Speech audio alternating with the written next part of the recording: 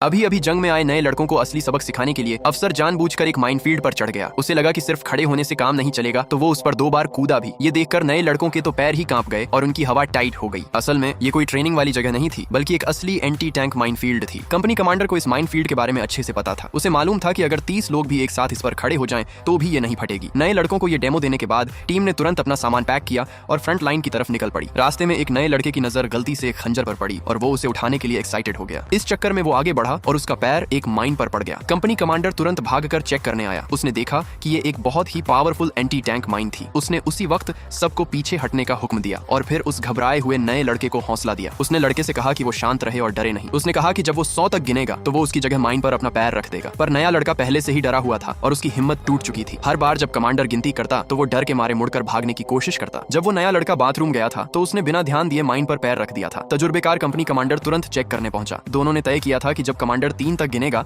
तो वो लड़के का पैर हटाने में मदद करेगा। पर वो लड़का इतना डरा हुआ था कि वो मुड़कर भागने लगा। उसने लगभग कंपनी कमांडर को भी खतरे में डाल ही दिया था। किस्मत से कमांडर ने जल्दी से दिमाग लगाया और हादसे को टालने के लिए अपना पैर माइन पर रख दिया। कमांडर थोड़ी देर के लिए नर्वस हुआ, पर फिर अचानक वो जोर से हंसने लगा। असल में ये एक हैवी माइन थी जो सिर्फ टैंकों को उड़ाने के लिए बनाई गई थी। 1-2 इंसानों के वजन से इस पर कोई फर्क नहीं पड़ने वाला था। इन 2 खतरनाक वाक्यों के बाद नए लड़कों को आखिरकार अपना सबक मिल गया। थोड़े आराम के बाद टीम फिर से आगे बढ़ने लगी। उनकी मंजिल एक सुरंग का रास्ता था। वो यहाँ बम लगाने वाले थे ताकि दुश्मनों के वापस भागने का रास्ता बंद हो जाए। ये मिशन आराम से खत्म हो सकता था, पर टीम में ज्यादातर नए लड़के थे जिन्हें असली जंग का कोई तजुर्बा नहीं था। उन्हें बम सेट करने में बहुत टाइम लग गया। तभी जासूस टुकड़ी ने भागकर खबर दी कि दुश्मनों की एक बहुत बड़ी फौज सुरंग की तरफ ही आ रही है। सबने तुरंत अपना काम रोका और दुश्मनों पर छुपकर हमला करने के लिए अपनी अपनी जगह पर छुप गए। काम में देरी ना हो इसलिए कंपनी कमांडर अकेले ही आगे गया ताकि वो बम और उसके तारों को सही से सेट कर सके। पर सुरंग में घुसने वाले दुश्मनों ने अचानक उसे घेर लिया और उसे बंदी बना लिया। इस मुश्किल घड़ी में कंपनी कमांडर ने दिमाग लगाया और खुद को एक भागा हुआ सैनिक बताकर